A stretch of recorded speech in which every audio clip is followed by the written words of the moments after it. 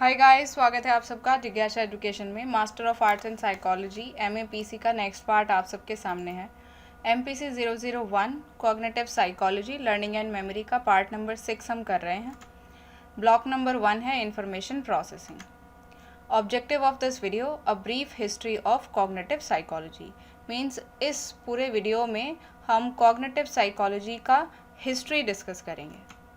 इस पूरी हिस्ट्री को मैंने 4 पार्ट्स में डिवाइड किया है। Early thoughts on thinking, cognition in the renaissance and beyond, जिसमें हम 18th और 19th दोनों सेंचुरी की बात करेंगे। Cognitive psychology in early 20th century mean शुरुआती 20वीं शताब्दी में कॉग्निटिव साइकोलॉजी के बारे में क्या विचार थे वो डिस्कस करेंगे, जिसमें रेडिकल टर्न और 1932 इस सन के बारे में बहुत इम्पॉर्टेंटली 2 साइकोलॉजिस्ट हैं जिनके बारे में हमें पढ़ना है, वो हम जानेंगे। Cognitive psychology as it is today means आज के समय में कॉग्निटिव साइकोलॉजी किस मुकाम पर है, हम ये जानेंगे। शुरू करते हैं अर्ली थॉट ऑन थिंकिंग से। Where did knowledge come from and how is it represented in the mind means कि नॉलेज आती कहाँ से है और दिमाग में किस तरह से रिप्रेजेंट की जाती है। That eternal question is fundamental to cognitive psychology as it has been through the ages of humankind. यही एक इटर्नल क्वेश्चन है जो कि कॉग्निटिव साइकोलॉजी का बेस है, या जिसे हम कहें कि ये उसकी नींव है। क्यों? क्योंकि यही क्वेश्चन है जो कि पूरे ह्यूमन काइंड जब से पैदा हुआ है तब से ये इस क्वेश्चन का आंसर ढूंढने की बात चल रही है। Basically 2 answers have been proposed. शुरुआत में 2 तरह के आंसर हम सबके सामने आए। पहला, the empiricist maintain that knowledge come from experience. अनुभववादी जो विचारधारा थी उनका कहना था कि नॉलेज जो है वो अनुभवों से मिलती है। Nativist suggest that knowledge is based on the इनेट characteristics of the brain.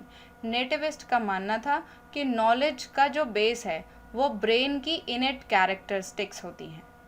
From a scientific perspective neither case can be definitively proved, so the argument continues without clear resolution। शुरुआत में जब हमने एम्पिरिसिस्ट की बात की, नेटिविस्ट की बात की, तो दोनों ही जो नज़रिए हैं वो साइंटिफिक नज़रिए से प्रूव्ड नहीं थे, तो इसीलिए आर्ग्यूमेंट कंटिन्यू रहा बिना किसी क्लियर रेजोल्यूशन के ही।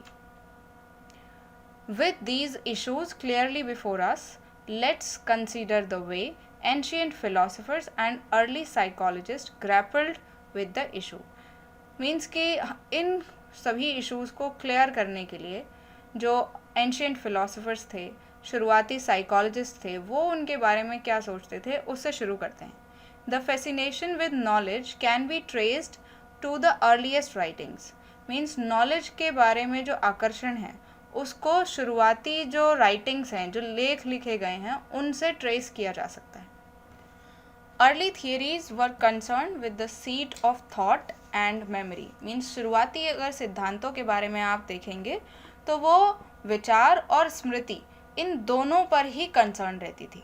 Ancient Egyptian hieroglyphics suggest their authors believed that knowledge was localised in heart means कि दिल में जो ज्ञान है वो स्थानीय था, ऐसा उन चित्रों की व्याख्याकर्ताओं का कहना है जो कि प्राचीन जो मिस्र की चित्र अभिलेखों का वर्णन करते हैं। उनका कहना है कि जो उनको लिखने वाले राइटर्स हैं उनका ये बिलीव था कि जो दिल है वो एक्चुअल में नॉलेज का फोकस पॉइंट था।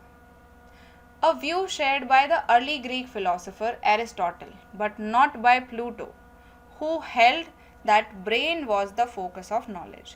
मीन्स कि एक व्यू है जो कि अर्ली ग्रीक फिलोसोफर एरिस्टोटल ने शेयर किया। उन्होंने कहा कि फोकस ऑफ नॉलेज जो है वो एक्चुअली ब्रेन होता है। अब बात करते हैं cognition in the renaissance and beyond, पुनर्जागरण काल में संज्ञान और उसके बाद। ये एक अलग पीरियड है जिसमें हमने अर्ली थॉट्स के बारे में बात कर ली है। अब पुनर्जागरण काल के समय में कॉग्निशन की क्या स्थिति थी और उसके बाद क्या हुई, इस बारे में हम बात करेंगे। तो renaissance philosophers and theologians seemed generally satisfied that knowledge was located in the brain। Means पुनर्जागरण काल के जो दार्शनिक हैं, जो सिद्धांत लिखने वाले हैं, वो जनरली इस बात से सेटिस्फाइड थे कि नॉलेज जो है वो ब्रेन में लोकेटेड होती है, स्थित होती है. They considered that knowledge was acquired not only through the physical senses but also from divine sources. Means उन्होंने ये माना कि जो ज्ञान है वो सिर्फ फिजिकल सेंसेस के थ्रू ही एक्वायर नहीं किया जाता, बल्कि कुछ दैवीय सोर्सेज भी होते हैं जिनसे हमें ज्ञान की प्राप्ति होती है.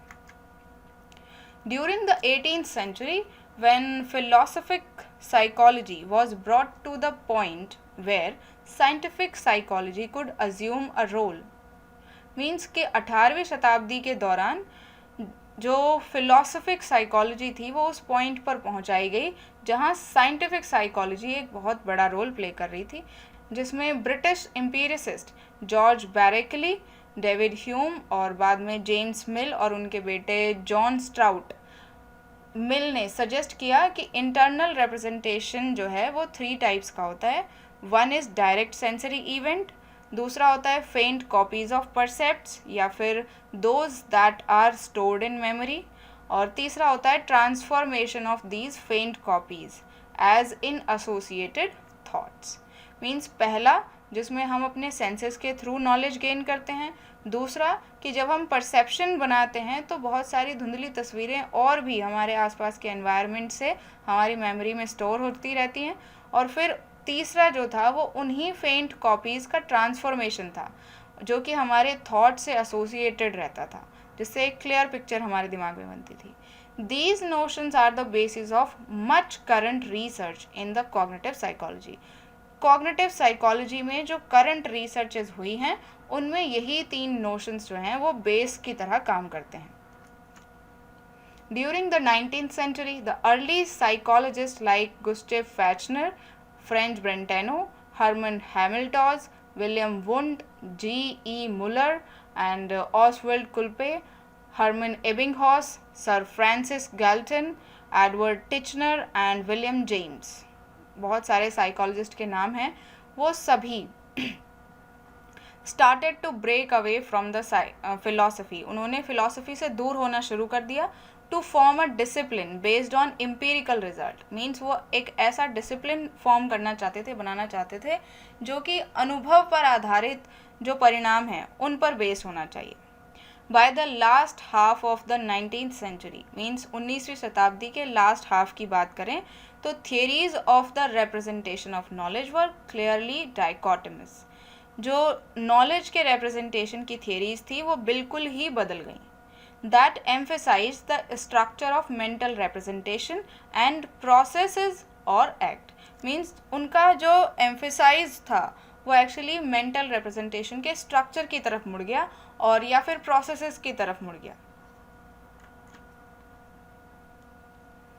About the same time in America, James critically analyzed the new psychology that was developing in Germany. Means America में बिल्कुल उसी समय में जेम्स थे जिन्होंने जर्मनी में एक नई तरह की जो साइकोलॉजी डेवलप हो रही थी उसको बहुत ही क्रिटिकली एनालाइज किया.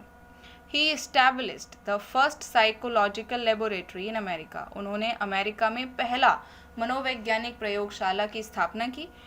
wrote the definitive work in psychology in 1890s, principle of psychology, and developed a well-reasoned model of mind.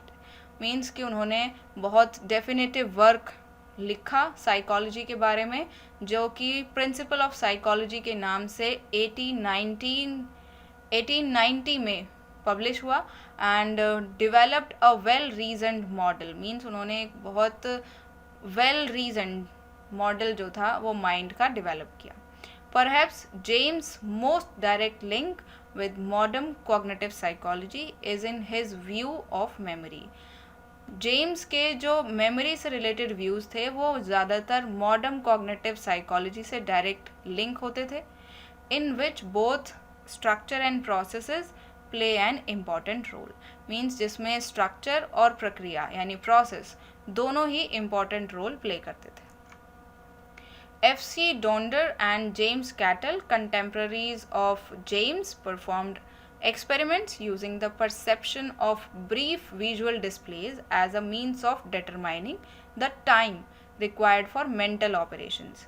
Means कि FC डॉन्जर एंड जेम्स कैटल, जो कि जेम्स के ही कंटेम्प्ररी थे, समकालीन थे, उसी के टाइम के थे, उन्होंने जो है मेंटल ऑपरेशंस को होने में कितना टाइम लगता है इसको डिटरमाइन करने के लिए एक्सपेरिमेंट्स को परफॉर्म किया, जिसके लिए उन्होंने एज अ मीन्स यूज़ किया परसेप्शन के जो विजुअल डिस्प्लेस थे उनको. The technique, subject matters, procedures and even the interpretation of results of these early scientists seem to have anticipated the emergence of the cognitive psychology a half century later. Means तकनीक, विषय वस्तु और प्रक्रियाएं और परिणामों की जो व्याख्या थी शुरुआती साइंटिस्टों की, उनको देखकर लगता था कि हाफ सेंचुरी के बाद कॉग्निटिव साइकोलॉजी का उद्भव हुआ है, इमर्जेंस हुआ है. The representation of knowledge took a radical turn with the advent of 20th century behaviorism and Gestalt psychology. Means अब हम तीसरे पॉइंट पर मूव कर गए हैं, अर्ली 20th सेंचुरी के बारे में बात कर रहे हैं. तो उस समय एक बहुत ही क्रांतिकारी टर्न आया, रेडिकल चेंज आया कि जहाँ हमने बिहेवियरिज्म और गेस्टॉल्ट साइकोलॉजी को देखा. बिहेवियरिस्ट जो व्यू था वो ह्यूमन एंड जो एनिमल साइकोलॉजी है उसको स्टिमुलस एंड रिस्पॉन्स साइकोलॉजी के फ्रेमवर्क में दिखाता था, और जो गेस्टॉल्ट थियरिस्ट हैं वो एक्चुअली पूरे संपूर्ण जो कॉन्सेप्ट होते हैं, अवधारणा होती है, उसके बारे में बात करता था, और फिर रियलिटी और रिप्रेजेंटेशन के बीच में 1-to-1 रिलेशनशिप दिखाता था. Psychological studies of mental processes as conceptualized in the late 19th century. Means कि जितनी भी स्टडीज़ हुई थी मेंटल प्रोसेसेस पे जो कि कॉन्सेप्चुअलाइज की गई थी 19th सेंचुरी में, सडनली बिकेम अनफैशनेबल, अचानक से अनफैशनेबल हो गई, डिस्प्लेस्ड बाय बिहेवियरिज्म, और बिहेवियरिज्म ने उनको पूरी तरह से डिस्प्लेस कर दिया. Studies of internal mental operations and structures such as attention, consciousness, memory and thinking were laid to rest and remained so for about 50 years. Means कि internal mental operations और उनके structures जैसे कि attention, consciousness, memory और thinking, ये सब जो studies थी वो 50 सालों के लिए लगभग बिल्कुल ही बंद हो गई. To the behaviorist, internal states were subsumed under the label of intervening variable. Means कि जो behaviorist थे उनके हिसाब से जो internal states थे वो intervening जो variables होते हैं उसमें शामिल कर लिए गए, जो कि meditate करते थे. हमारे जो रिस्पॉन्सेज होते हैं उन पे जो स्टिमुली है उनकी क्या प्रतिक्रिया होती है, उनका क्या इफ़ेक्ट होता है, इस पर उनके बीच में एक ब्रिज का काम करते थे.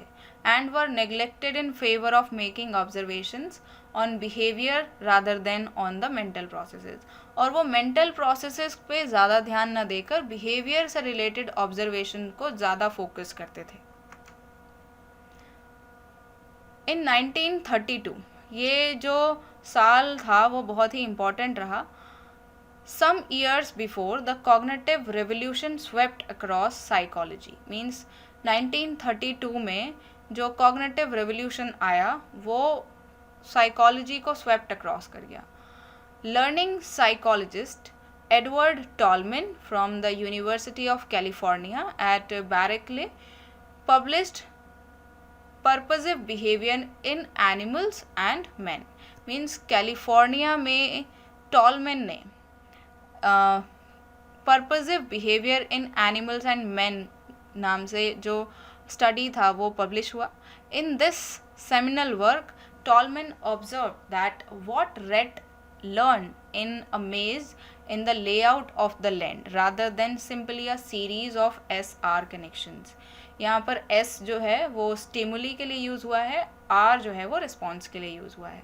मीन्स कि इस काम में टॉलमैन ने ये ऑब्ज़र्व किया कि चूहे जो कि एक भूल भुलैया में रखे गए थे, उन्होंने जो कुछ भी सीखा वो सब उस लैंड का एक लेआउट था, ना कि एक सीरीज थी, एक श्रृंखला नहीं थी, वो सिर्फ स्टिमुली और रिस्पॉन्सेस के कनेक्शन की। The animals according to Tolman's interpretation, Tolman की जो व्याख्या थी, जितने भी उन्होंने अपने एक्सपेरिमेंट्स किए थे उनके हिसाब से एनिमल्स जो हैं वो ग्रेजुअली अपने एनवायरनमेंट की पिक्चर को डेवलप करते हैं, जिसका वो बाद में अपने गोल को फाइंड आउट करने के लिए यूज़ करते हैं।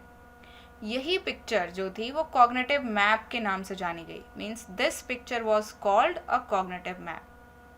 Tolman's postulate about cognitive maps in animals did anticipate the contemporary preoccupation with how knowledge is represented in a cognitive structure.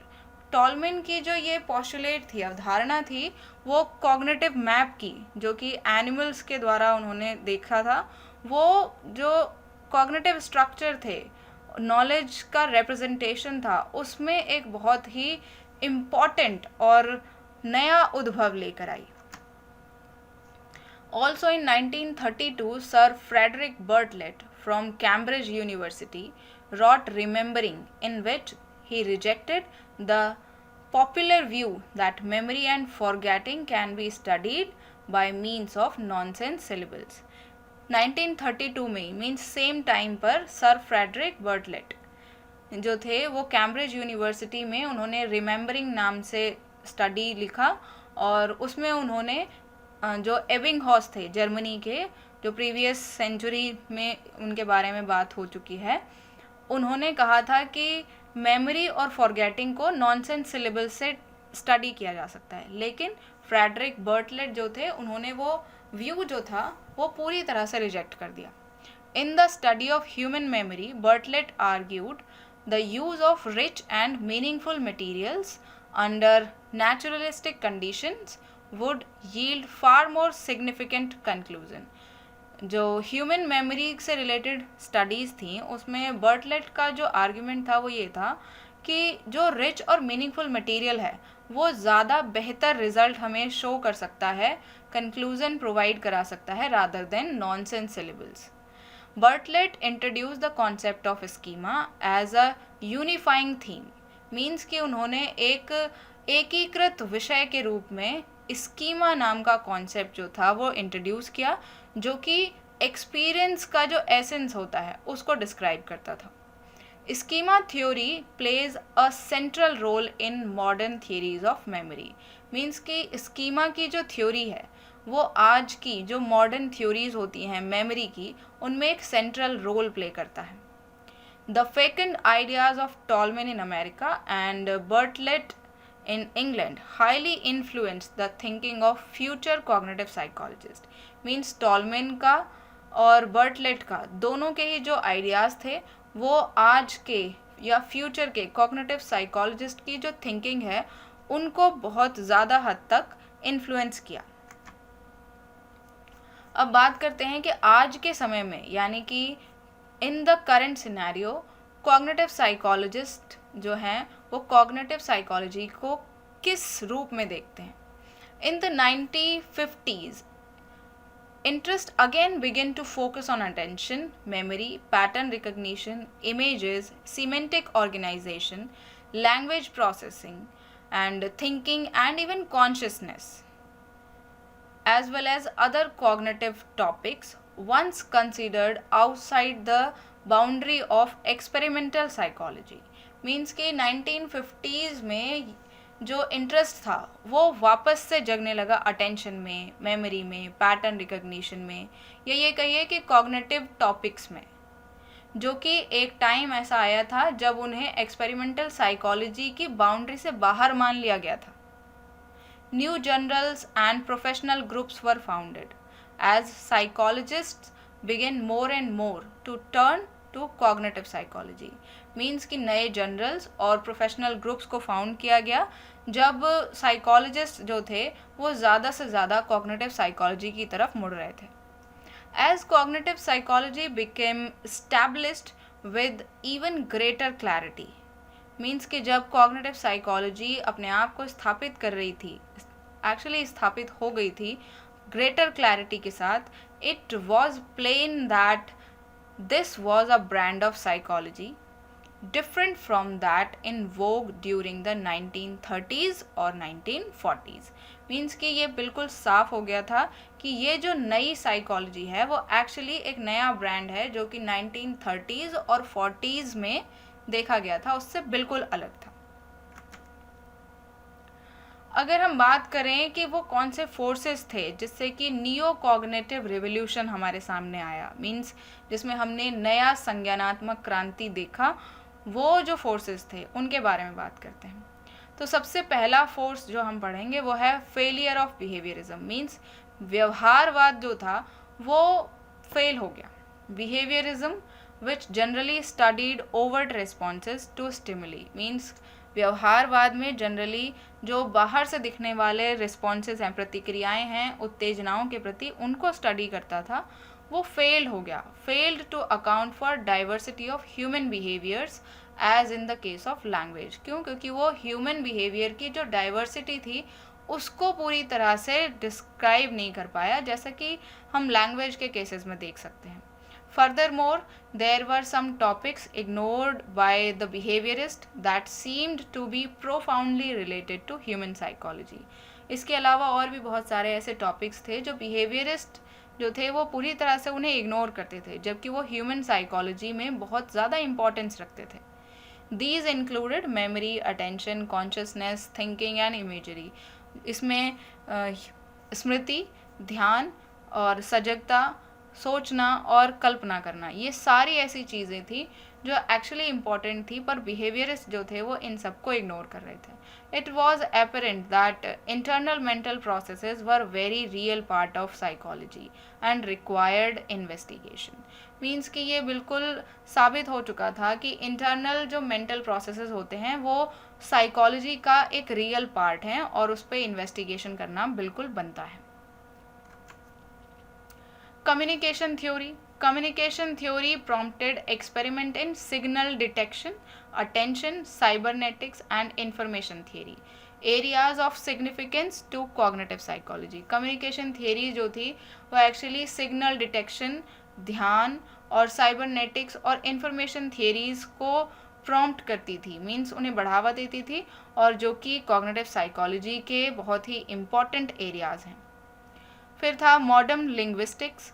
New ways of viewing language and grammatical structure became incorporated into the attitude concerning cognition. Means language को नए तरीके से देखना, उनके grammatical structure को समझना, ये सब कुछ जो था वो कॉग्निशन का एक बहुत ही कंसर्निंग पॉइंट हो गया था।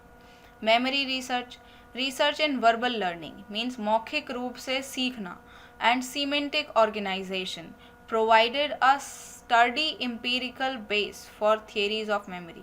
इन्होंने बहुत ही प्रूफ रिलेटेड थ्योरीज का बेस बना दिया मेमोरी के लिए, which led to the development of models of memory system, जिससे कि मेमोरी सिस्टम से रिलेटेड मॉडल्स को बनाने में बहुत हेल्प हुई, and the appearance of testable models of other cognitive processes, और जिसकी वजह से बहुत सारे कॉग्निटिव प्रोसेसेस के टेस्टेबल मॉडल्स हम सबके सामने आए। बात करते हैं कंप्यूटर साइंस की। Computer science and specially a sub division of it artificial intelligence. Computer science का एक बहुत ही इम्पॉर्टेंट सब डिवीज़न है artificial intelligence.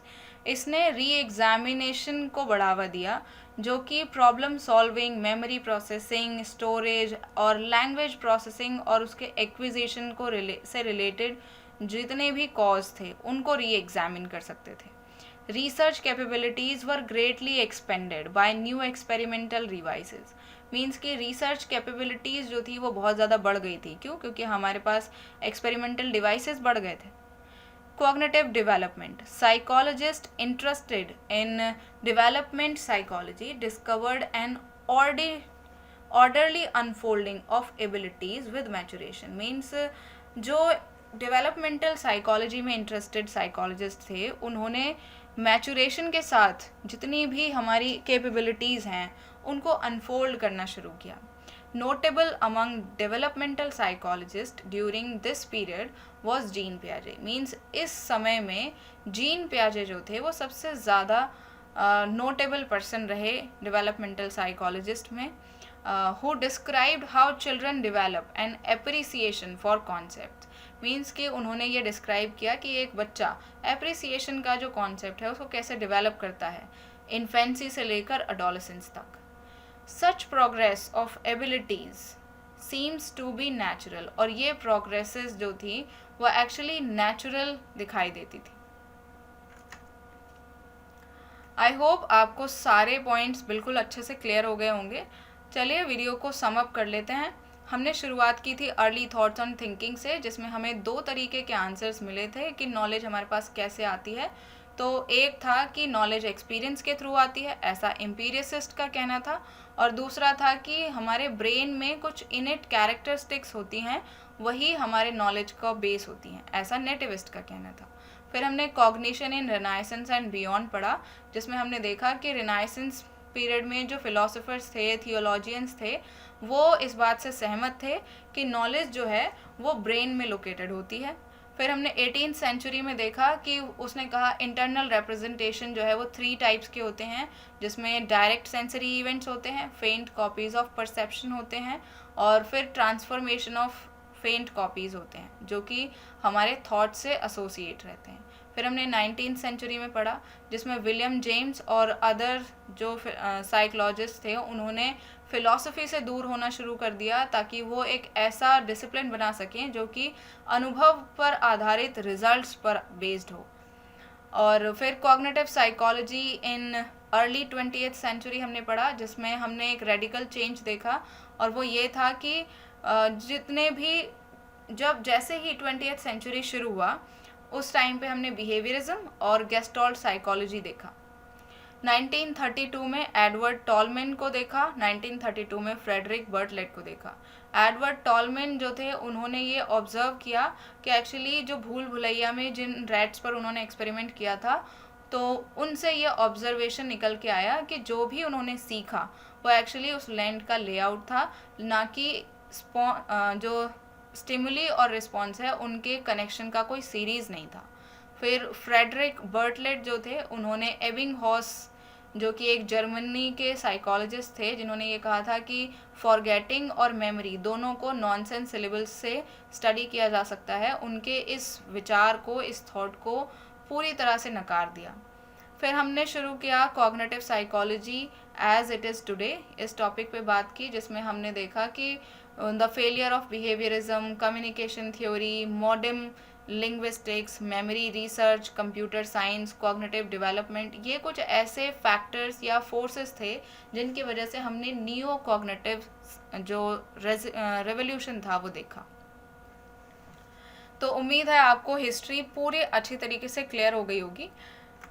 In the next video हम बात करेंगे की इश्यूज ऑफ कॉग्निटिव साइकोलॉजी पे. मीन्स कॉग्निटिव साइकोलॉजी को पढ़ते वक्त क्या इश्यूज हैं जो हमारे सामने आते हैं, उस पर हम नेक्स्ट वीडियो में बात करेंगे. Thanks for watching this video. Like and share the video, subscribe my channel, comment ज़रूर कीजिए, बेल आइकन ज़रूर दबा लीजिए, और वीडियो को लाइक करिए और जितना ज़्यादा से ज़्यादा हो सके शेयर कीजिए.